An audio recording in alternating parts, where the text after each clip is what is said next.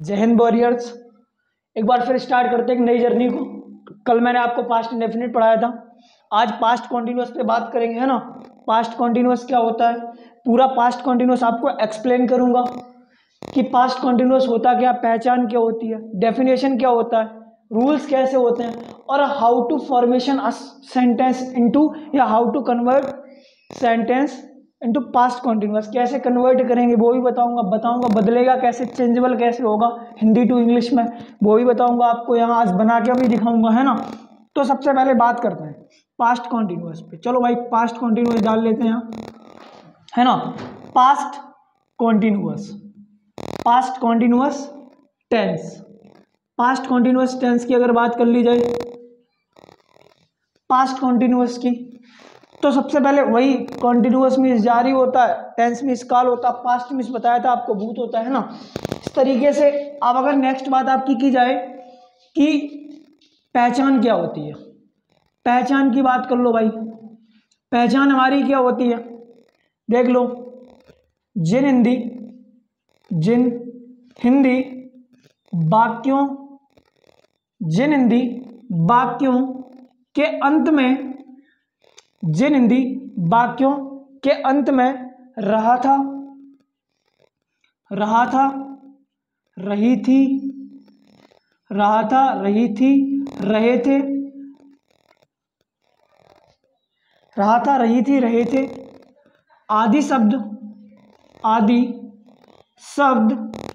आते हैं, आदि शब्द आते हैं, उन वाक्यों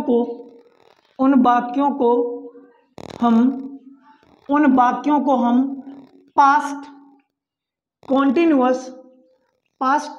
कॉन्टिन्यूअस टेंस कहते हैं ना। तो ये हमारी बेटा हो गई हिंदी की डेफिनेशन। हिंदी की डेफिनेशन क्या हो गई कि जिन हिंदी वाक्यों के अंत में रहा था, रही थी, रहे थे आदि शब्द आते हैं, उन वाक्यों को हम पास्ट कॉन्टिन्यूअस टेंस कहते हैं ना। ये हमारी हिंदी की पहचान होगी। अब अगर बात कर ली जाए इंग्लिश डेफिनेशन की, इंग्लिश डेफिनेशन की बात करेंगे तो इंग्लिश डेफिनेशन के बारे में मैं आपको बताऊंगा अभी। इंग्लिश डेफिनेशन बेटा क्या होती है वो पहले देख लेते हैं, है ना। इंग्लिश डेफिनेशन क्या होती है वो चीज़ देख लो। अगर इंग्लिश डेफिनेशन की बात कर ली जाए, है ना, इंग्लिश डेफिनेशन बात करते हैं सीधा। The past continuous tense, the past continuous tense, the past continuous tense express an action at particular movement, in the past, है ना। पास्ट कॉन्टिन्यूअस टेंस जो होता है वो एक्सप्रेस करता है किसी एक्शन को, कब, जब पर्टिकुलर मूवमेंट हो और कहाँ पे हो, इन द पास्ट में हो। पास्ट मतलब बीती हुई चीज, जो चीज निकल गई हो। बोलता है कि पास्ट कॉन्टिन्यूअस टेंस एक्सप्रेस करता है, दर्शाता किसी चीज को क्या, कि उसका जो एक्शन होता है वो पर्टिकुलर मूवमेंट पे कब काम करता है, जब वो पास्ट में हो, है ना। इसी तरीके से ये हमारा पहचान होगी, ये हमारी डेफिनेशन होगी। अब अगर बात कर ली जाए हिंदी की, हिंदी भी हो गया, इंग्लिश हो गया। अब मैं सीधा बात करूंगा आपके स्ट्रक्चर की। सबसे पहले थोड़ा नोट कर लीजिए, नोट करने का आपको टाइम देता हूँ 30 सेकंड, है ना। तब तक आप नोट करिए, फिर उसके बाद मैं आपको बताऊंगा सीधा स्ट्रक्चर के बारे में। स्ट्रक्चर बना के दिखाएंगे, then how to format a sentence, sentence को क्रिएट करके दिखाऊंगा कि सेंटेंस बनता कैसे है ना। उसके बाद फिर मैं आपको कुछ होमवर्क भी दूंगा, सेंटेंस भी दूंगा, और कल मैंने जो होमवर्क दिया था उसको भी डिस्क्लोज करूंगा, उसको भी डिस्कस करता हूँ उसके बारे में भी। तो सबसे पहले अगर आई थिंक आप लोगों ने लिख लिया होगा, अब इसको रफ करते हैं ना, रफ करते हैं इसको। उसके बाद मैं आपको एकदम स्ट्रक्चर बना के दिखाता हूँ, है ना। स्ट्रक्चर की बात की जाए तो सबसे पहले स्ट्रक्चर देखते हैं, स्ट्रक्चर क्या होगा इसका। आइए स्ट्रक्चर की बात करेंगे। स्ट्रक्चर की बात कर ली जाए, स्ट्रक्चर क्या होगा, doer plus was slash were plus before form. Before मैंने यहाँ क्यों बोला, क्योंकि अभी थोड़ा इसमें वर्ब के बारे में बता देता हूँ। क्योंकि जो वर्ब होती है वो देखना, पहली verb B1, B second, B third, then B fourth, then B5, है ना। तो ये 5 टाइप्स की होती हैं। कौन कौन सी? जो पहली वर्ब होती है हमारी उसमें फर्स्ट फॉर्म होती है, दूसरी वर्ब में सेकंड फॉर्म होती है, तीसरी वर्ब जो हमारी होती है उसमें थर्ड फॉर्म होता है, और जो चौथी वर्ब होती है बेटा, चौथी वर्ब में यहाँ क्या होता है? First form with ING. और जो पांचवी वर्ब होती है बी5 का काम बेटा क्या होता है कि जो पहली वर्ब होती है फर्स्ट फॉर्म होती है, फर्स्ट फॉर्म में टू का प्रयोग कर दिया जाता है। जैसे सबसे पहले बात कर लेते हैं छोटी सी, ईट, ईट हुआ, एट हुआ, ईटिन हुआ, फिर ईटिंग हुआ, उसके बाद क्या हो जाता है यहाँ ईटिंग हुआ, देन जो फिफ्थ फॉर्म होगी वहां क्या हो जाएगा? टू ईट, है ना। इस तरीके से जो बिफोर फॉर्म लिखा है तो कंफ्यूज नहीं होना, ये am B first form with ING है, एम बी फर्स्ट फॉर्म के साथ हम लोग आईएनजी का प्रयोग करते, तो मैंने यहाँ पे डायरेक्ट जाके बिफोर फॉर्म लिख दिया, है ना। तो अब कंफ्यूजन नहीं होनी चाहिए, है ना। तो अब बात कर लेते हैं सीधे रूल्स पे। अगर रूल्स पे बात करेंगे, चलो भाई, doer plus was verb plus before form plus object, है ना। अब ये हमारा ए स्ट्रक्चर हो गया, सिंपल का स्ट्रक्चर है बेटा, ये किसका स्ट्रक्चर है? सिंपल का स्ट्रक्चर है, ये हमारा सिंपल का स्ट्रक्चर हो गया। अब बात करेंगे नेगेटिव के स्ट्रक्चर की, नेगेटिव के स्ट्रक्चर की बात करेंगे तो जो हमारा वॉज वर्ब होगा उसके बाद नॉट लग जाएगा यहाँ पे, है ना, नॉट लगा दिया मैंने, इसके बाद हमने बिफोर लगा दिया, देन ऑब्जेक्ट लगा दिया। ये हमारा हो गया बेटा कैसा? Negative sentence. कैसा बेटा? ये हमारा हो गया निगेटिव सेंटेंस, है ना, ये हमारा निगेटिव हो गया। उसके बाद सी पे बात करते हैं, इंटेरोगेटिव पे। अगर इंटेरोगेटिव पे बात की जाएगी तो इंटेरोगेटिव में क्या होगा? Was slash were plus doer, है ना, was slash were plus doer plus before form plus object, है ना। तो ये हमारा हो गया इंटेरोगेटिव, कैसा हो गया? इंटेरोगेटिव सेंटेंस हो गया, ये हमारा हो गया इंटेरोगेटिव सेंटेंस। अब अगर बात कर ली जाए इंटेरोगेटिव निगेटिव की, तो इंटेरोगेटिव निगेटिव हमारा डी सेंटेंस होता है। इंटेरोगेटिव निगेटिव की अगर बात कर ली जाए तो इंटेरोगेटिव निगेटिव कैसे होगा वो देख लेते हैं। Was verb plus doer plus not plus before form plus object, ये हमारा हो गया बेटा इंटेरोगेटिव निगेटिव, है ना। ये हमारा कैसा हो गया बेटा? इंटेरोगेटिव निगेटिव, ये हमारा हो गया इंटेरोगेटिव निगेटिव, है ना, ये हमारा हो गया इंटेरोगेटिव निगेटिव। अब अगर बात कर ली जाए आगे किसकी? व्हाट प्लस सी और व्हाट प्लस डी की। व्हाट प्लस सी और व्हाट प्लस डी की अगर बात कर ली जाए तो what plus see what plus D हमारा क्या होगा? व्हाट प्लस सी ये हो गया और व्हाट प्लस डी, है ना, व्हाट प्लस सी। अच्छा, व्हाट प्लस सी का मतलब बताया था मैंने पहले कि व्हाट प्लस सी क्या होता है, बताया था पहले आपको। व्हाट प्लस डी भी लिख देता हूँ यहाँ पे, और जितने भी हमारे वर्ड हैं वो हम लोग क्या लगा देते हैं? क्वेश्चन वर्ड, है ना। एक यहाँ क्वेश्चन वर्ड, यहाँ क्वेश्चन वर्ड, जो WH होता है और इंटेरोगेटिव सेंटेंस होते हैं वहाँ हम क्वेश्चन वर्ड का प्रयोग करते हैं। इस तरीके से बेटा, इस तरीके से हमारे 6 रूल्स हैं, है ना, 6 रूल्स हैं। कितने रूल्स हैं? 6 रूल। तो 6 रूल इसी तरीके से बनते हैं ना। अब बात कर लेते हैं 6 रूल की, ये हमारे 6 रूल हो गए। अब मैं आपको एक सेंटेंस बना के दिखाऊंगा कि सेंटेंस बनता कैसे है, वो चीज देख लो किस तरीके से सेंटेंस बनेगा। सबसे पहले आई थिंक रूल लिख लिए होंगे आप लोगों ने, तो पहले रूल लिख लो, है ना, रूल लिख लो, फिर उसके बाद आपको सेंटेंस फॉर्मेशन बताऊंगा कि how to format a sentence, है ना। चलो भाई बताते हैं, आई थिंक लिख लिया होगा आप लोगों ने, है ना। और जिसको लिखने में अगर कोई प्रॉब्लम आती है, वो नहीं लिख पाता है, तो कृपया करके वो लोग हमें कमेंट सेक्शन में जाकर के एक कमेंट छोड़ दीजिए, लीव कर दिए वहाँ छोड़ दीजिए कमेंट पे कि सर मुझे लिखने का थोड़ा समय दिया जाए, तो मैं कोशिश करता हूँ कि उन बच्चों को लिखने का भी टाइम दूंगा, है ना। चलो भाई अब बात कर लेते हैं सीधे सेंटेंस पे। अगर सेंटेंस पे बात की जाए, चलो भाई सेंटेंस देखते, कोई से एक सेंटेंस उठा लेंगे हम लोग, सिंपल सा उठा लो, जैसे देखना, राम क्रिकेट खेल रहा था, है ना।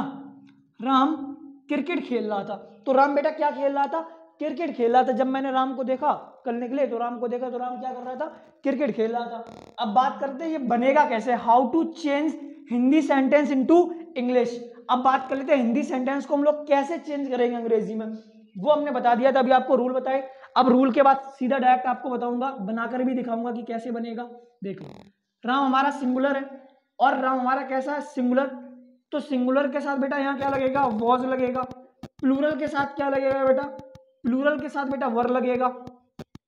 और सिंगुलर नाउन के साथ वॉज लगेगा, प्लूरल नाउन के साथ वर लगेगा। और हमारा सिंगुलर कहाँ का यूज होता है, थर्ड पर्सन में यूज होगा सिंगुलर। और जो हमारा वर होगा वो फर्स्ट पर्सन और सेकंड पर्सन में यूज होगा। एक्सेप्शनल केस एक होता है दे, सिर्फ ओनली ऑन एक केस होता है दे वाला केस, जिसके साथ हम लोग वॉज का प्रयोग नहीं करते थर्ड पर्सन में। तो थर्ड पर्सन का एक एक्सेप्शनल केस होता है जहां पर हम क्या नहीं यूज करते हैं, किसका यूज नहीं करते, वॉज का। थर्ड पर्सन में एक एक्सेप्शनल केस होता है ओनली ऑन दे का, है ना। अब बात करते हैं सीधा सेंटेंस पे, सेंटेंस बना के दिखाऊंगा आपको कैसे सेंटेंस बनेगा, वो चीज देख लो। चलो भाई, राम क्रिकेट खेल रहा था, तो Ram was playing, Ram was playing cricket, है ना। Ram was playing cricket. अब देखना, राम हमारा क्या था बेटा, सब्जेक्ट है, या डूअर बोल दूं इसको, है ना। ये सब्जेक्ट, या मैं ऐसा बोल दूं डूअर है, तो हमने यहाँ डूअर पुट किया, राम हो गया। उसके बाद मुझे क्या करना होता है, उसके बाद देख लो हमारा यहाँ ये था दिखा, मुझे रहा था, है ना। रहा था दिखा मतलब पास्ट कॉन्टिन्यूअस की मुझे पहचान दिखी, मैंने सेंटेंस को पहचाना कि किसका सेंटेंस है, पास्ट कॉन्टिन्यूअस का। पास्ट कॉन्टिन्यूअस का तो मैंने यहाँ हेल्पिंग वर्ब लगा दी, पास्ट कॉन्टिन्यूअस की वॉज और वर। उसके बाद बेटा बिफोर फॉर्म, अच्छा हमारी जो मेन वर्ब थी, मेन वर्ब हमारी क्या थी, खेलना। तो पहली फॉर्म क्या होती है, प्ले। बिफोर फॉर्म क्या होती है, फर्स्ट फॉर्म विद आईएनजी। तो हमने प्ले के साथ क्या लगा दिया, आईएनजी। उसके बाद जो हमारा क्रिकेट था बेटा, वो ऑब्जेक्ट था। क्रिकेट हमारा क्या था, ऑब्जेक्ट था। तो हमने क्रिकेट को ऑब्जेक्ट की जगह पर रख दिया, बन गया सेंटेंस। जो हमारे स्ट्रक्चर होते हैं, स्ट्रक्चर से ही हम लोग सेंटेंस को फॉर्मेशन कर सकते हैं बड़ी आसानी से, है ना। चलो भाई, अब बात करते हैं सीधा निगेटिव सेंटेंस की। आ जाओ भाई, निगेटिव सेंटेंस की बात करेंगे। Ram was not playing, Ram was not playing cricket, है ना। राम क्रिकेट नहीं खेल रहा था, है ना। अब बात कर लेते हैं क्वेश्चन वर्ड की। Was Ram playing, was Ram playing cricket, है ना। वॉज राम प्लेइंग क्रिकेट, क्या राम क्रिकेट खेल रहा था, है ना। अब बात कर लेते हैं next question word with negative.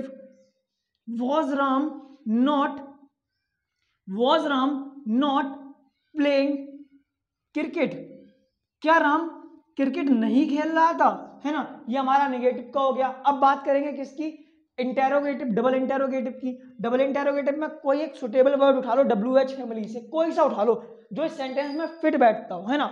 उठा लेंगे कोई एक सुटेबल वर्ड उठा लो भाई, कौन सा उठाओगे, देख लेते हैं। राम क्रिकेट क्यों खेल रहा था, ऐसा तो नहीं हो सकता। ऐसा बन सकता राम क्रिकेट कब खेल रहा था, तो WH वर्ड में कोई एक वर्ड उठा लेते, वैन को उठा लेते। चलो भाई, वैन को उठा लिया। या फिर वैन की जगह पे हम लोग वेयर का भी यूज कर सकते हैं। क्यों, राम क्रिकेट कहाँ खेल रहा था, तो हमें वो भी पता लग जाएगा। तो हम लोग यहाँ वैन की जगह पे वेयर भी यूज कर सकते हैं। चलो भाई, वेयर का भी यूज कर लो। वेयर वॉज, अब वॉट प्लस सी का मतलब होता है वॉट वाला WH फैमिली से एक वर्ड उठाया, उसके बाद सी वाला structure as it is put कर दिया। चलो भाई, पुट कर देते हैं। Where was Ram playing, where was Ram playing cricket, है ना। Where was Ram playing cricket, ये हमारा हो गया डबल इंटेरोगेटिव। अब बात कर लेते हैं इंटेरोगेटिव निगेटिव की, है ना। चलो भाई, इंटेरोगेटिव निगेटिव में क्या होगा, where was Ram not playing, where was Ram not playing cricket, है ना। ये हमारा हो गया बेटा क्या, interrogative sentence, interrogative negative, double interrogative negative हो गया। इस तरीके से बेटा एक टेंस के, एक वाक्य के कितने वाक्य बनते हैं बेटा, 6 वाक्य बनते हैं, है ना। तो एक टेंस के 6 टेंस बनते हैं। इसी तरीके से ये हमने आपको रूल बताए। रूल के बाद सबसे पहले स्टार्टिंग में पास्ट कॉन्टिन्यूअस बताया, पास्ट कॉन्टिन्यूअस के बाद मैंने आपको पहचान बताई, पहचान के बाद मैंने आपको डेफिनेशन बताई। Then after definition I will tell the structure of past continuous tense. Then again how to convert या how to changeable sentence into past continuous, वो बताया आपको कि कैसे सेंटेंस को बदलते हैं, है ना। हिंदी से इंग्लिश में बदलने के लिए पास्ट कॉन्टिन्यूअस में क्या करना, वो बताया आपको।